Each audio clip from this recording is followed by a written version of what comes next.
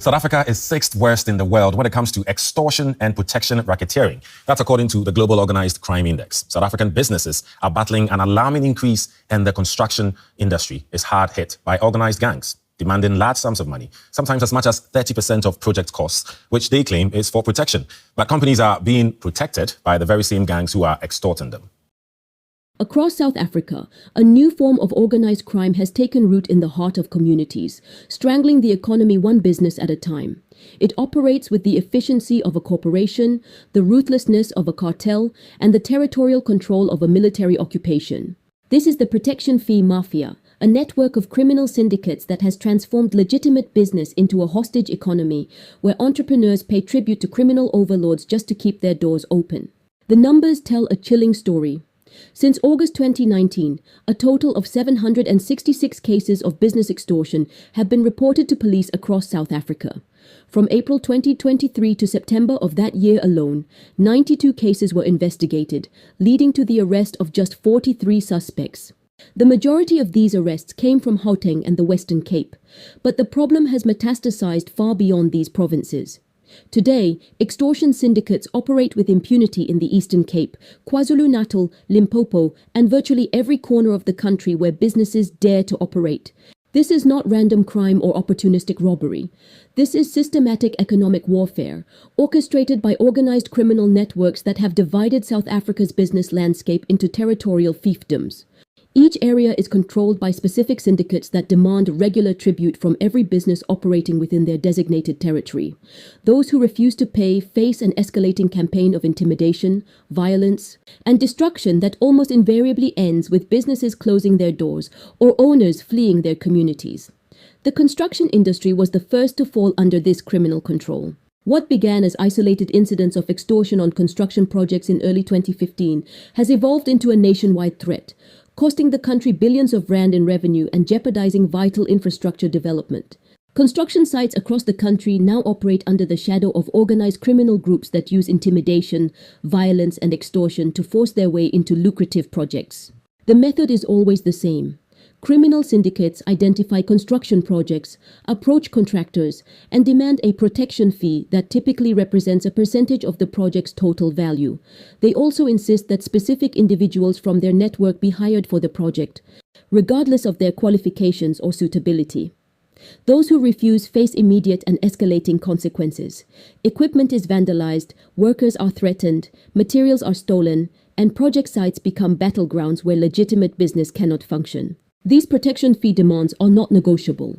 They are presented as non-optional taxes imposed by criminal authorities who have appointed themselves as the unofficial government of South Africa's business districts. The fees typically range from 10% to 30% of a project's total value, making many developments financially unviable. But the true cost extends far beyond the immediate extortion payments. Projects face massive delays, cost overruns, and quality compromises as criminal networks prioritize their enrichment over professional construction standards. The impact on South Africa's construction industry has been devastating. Major infrastructure projects have been abandoned or delayed indefinitely as developers flee regions controlled by extortion syndicates. International investors have withdrawn funding from projects they perceive as too risky. Local contractors have been forced to build the cost of protection fees into their bids, making South African construction artificially expensive and uncompetitive in global markets. But the construction mafia was merely the testing ground for a criminal model that has since expanded into every sector of the economy, now targeting the very foundations of public service delivery. Teachers, nurses, doctors, social workers, pensioners, ambulance crews, and garbage collectors have become the latest victims of organized criminal syndicates that have carved up communities like medieval feudal territories. Healthcare professionals are now living in terror as extortion racketeers expand their activities to target medical practices. In East London, one doctor was forced to close his practice and go into hiding after being terrorized by a criminal syndicate. Healthcare facilities and professionals have become the latest targets, with doctors like Dr. Monde being forced to pay attackers 500 rand in cash just to stop them from robbing and terrorizing his practice and patients. These are not isolated incidents, but part of a systematic campaign to extract tribute from every professional providing essential services. Social workers operating in vulnerable communities in Cape Town have become the latest targets for criminals demanding protection fees. These are the very people trying to help South Africa's most disadvantaged communities, now being forced to fund criminal syndicates just to do their jobs. Teachers face similar threats, with schools being forced to close as extortion syndicates expand their territorial control into educational facilities. The intimidation of schools by extortion syndicates is no longer hidden. It is blatant and documented. In Nkeleni, Eastern Cape, teachers at Dalibunga Secondary School recently received a typed letter from self-described protection fee gangsters, warning them that they were occupying gang-controlled territory and must pay for the privilege. The letter demanded 1,000 rand per teacher, or 1,500 rand if they had children, and set a payment deadline under threat of violent retaliation. They threatened to target the teachers' vehicles and lives if the demands were ignored, boasting of connections within the South African Police Service and openly stating that reporting the extortion would not help. The letter even mocked the school's leadership, calling the principal just a small boy, and warned that security guards would be used as a tool to enforce payment. It closed with chilling certainty. This was long overdue for you, from protection fee gangsters. This incident is more than just a localized scare. It shows how brazenly these syndicates operate when they believe law enforcement is powerless or complicit. The very institutions meant to nurture and educate the next generation are now treated as taxable assets by criminal networks. It is a direct attack on the safety of educators, the stability of schools, and the principle that public service should be free from private criminal taxation. The targeting of essential services has reached a crisis point in areas like Philippi, where garbage collection has been completely disrupted by extortion gangs. In some parts of Philippi East, rubbish has not been collected for 9 months because criminal syndicates have driven out city contractors through systematic violence and extortion demands. In Philippi East, extortionist gangs shot and killed 2 security guards who were escorting garbage collection workers. In Nyanga's KTC area, workers were robbed by gunmen who demanded protection fees. City workers have been forced to operate under armed security escorts for years due to threats from criminals and demands for protection money to work safely. Ambulance crews and paramedics have also become targets, with emergency medical services staff facing increasing attacks while trying to respond to medical emergencies. These are frontline workers who save lives, now being forced to navigate through territories controlled by criminal syndicates who see even emergency medical services as potential revenue streams. In Khayelitsha, Philippi and Nyanga, informal business owners report being forced to close their operations because they cannot afford the protection fees demanded by extortionists. These are not wealthy corporations that can absorb additional costs. These are survival enterprises run by families trying to escape poverty through entrepreneurship. When extortion syndicates demand tribute from a spaza shop that makes 500 rand profit per week, they are not just stealing money, they are destroying the last hope of economic advancement for South Africa's most vulnerable communities. Territorial wars between criminal syndicates have created a hellscape where even basic services become battlegrounds. Gangsters in some neighborhoods demand that businesses pay protection fees exclusively to them, threatening violence against those who refuse. They allegedly threatened to kill every Somalian if their demands were not met. Ironically, some of these same Somali business owners are said to exploit the chaos to their advantage, using the protection fee mafias to intimidate South African spaza shop owners and drive them out of the area, effectively eliminating competition.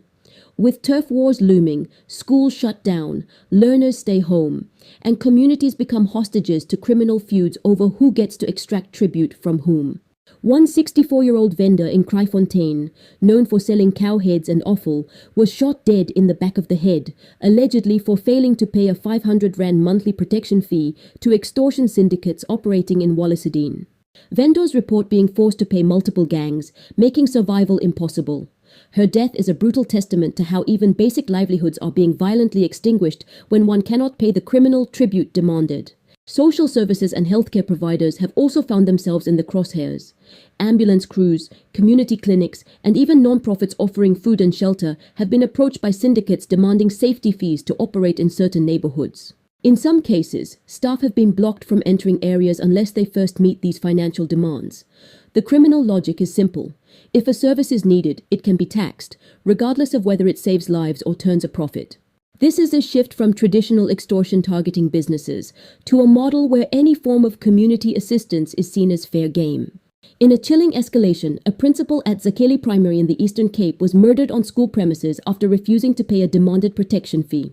At the nearby Ifata School for the Blind, a nurse was attacked inside his home, his phone, laptop and TV confiscated, and a message sent to the principal repeating the extortion demand of 50,000 rand. Teachers at Zanemfundo Primary in Philippe East were also approached by armed men demanding protection fees, forcing classes to be suspended and police escorts to be brought in for safety.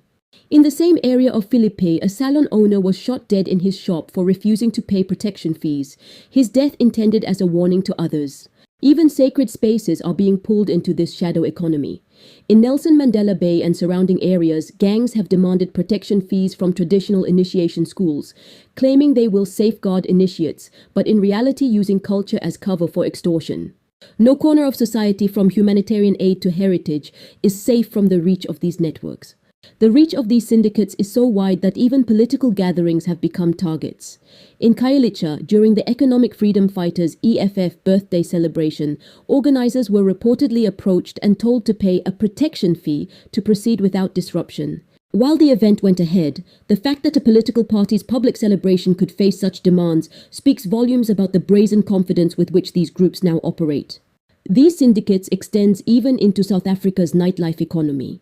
Clubs, taverns and entertainment venues have found themselves under the same suffocating grip, with owners approached by enforcers demanding monthly security payments. Entrepreneurs who might otherwise start new ventures are deterred by the prospect of having to fund criminal syndicates rather than invest in legitimate business development. The result is economic stagnation in precisely those areas where growth and job creation are most needed.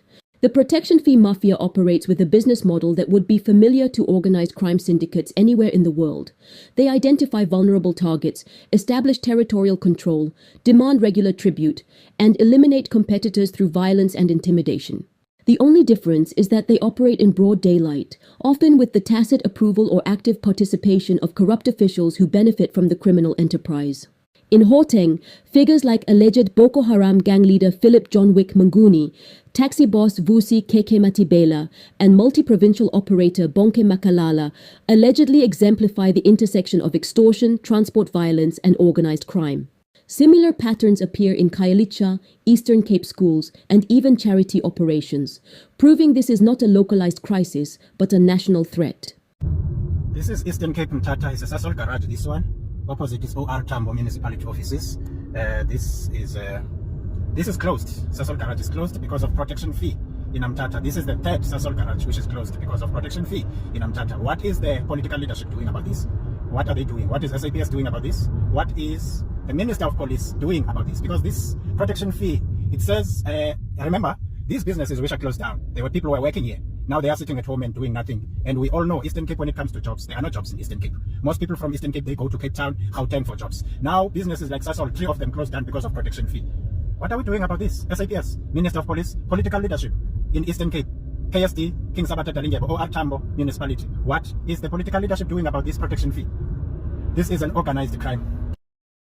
Without decisive coordinated action, the protection fee mafia will continue to replace legitimate commerce with a criminal economy. Extortion in South Africa has evolved into a highly organized nationwide criminal economy that cripples small businesses, deters entrepreneurs, and drives away investment. Syndicates operate openly, often with political or police protection, rebranding their demands as community development or security fees. They recruit unemployed youth as enforcers, framing their activities as job creation while terrorizing those who resist. The choice facing South Africa is clear. Either the government will reassert control over the economy and dismantle the criminal networks that have captured large portions of it, or the protection fee mafia will continue to expand until legitimate business becomes impossible in most parts of the country. The criminals have already made their choice. They have chosen to treat South Africa's economy as their personal revenue stream. The question now is whether the government will choose to fight back or surrender the country to organized crime.